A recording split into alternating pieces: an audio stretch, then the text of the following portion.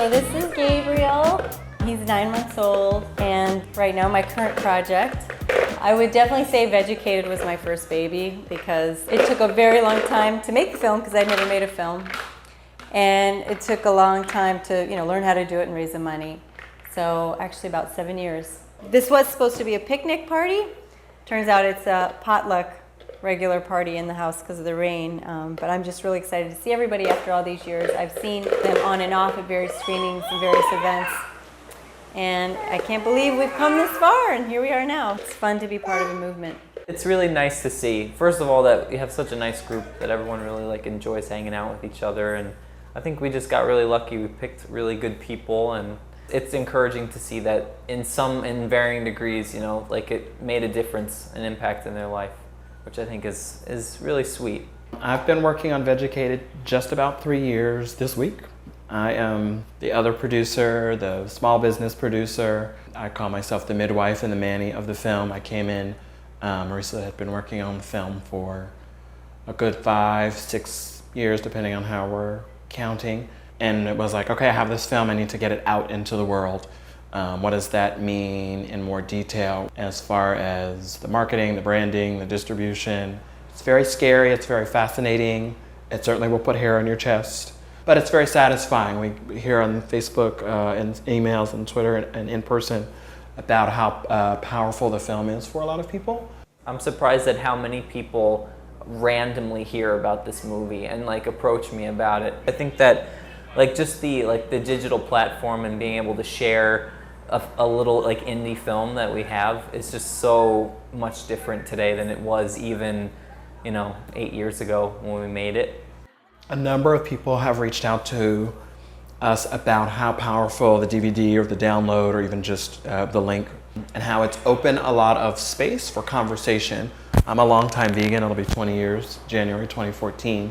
I was amazed that it took my dad to come to the US premiere here in New York to really have a oh moment, or aha if we want to go Oprah, on it. So for the screenings, what I've spent a good deal of time initially, hey, do you want to show this film? And then a lot of people just hear about us. They come to us most of the time, anywhere in the world, and then they get we send 2 DVDs, which people are like, why are you sending me 2 DVDs? Technology doesn't always happen correctly. And then they can pass that DVD around. That's always the amazing story I want to hear every day. I hear at least twice a week on average, just passing it to the coworker, someone who was not quote unquote open to it, and that it opens the conversation, if not further.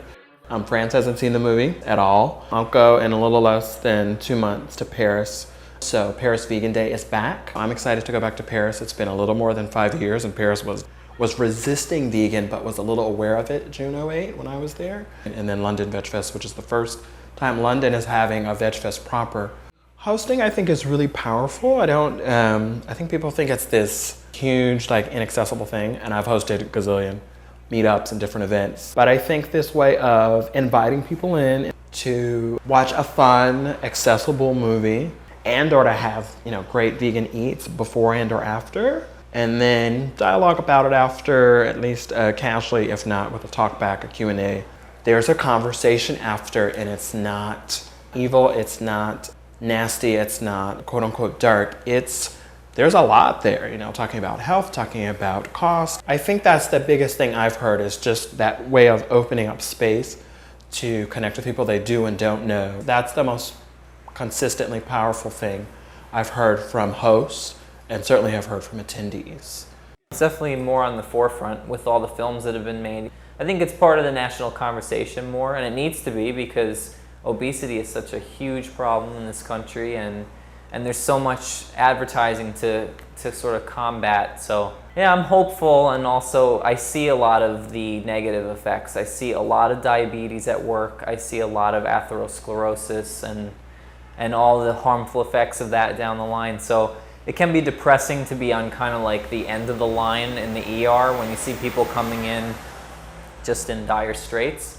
But I think there's a lot of positive change. Actually, last week had a patient that came in who was having a heart attack, and his wife had Dr. Furman's Eat to Live book with her.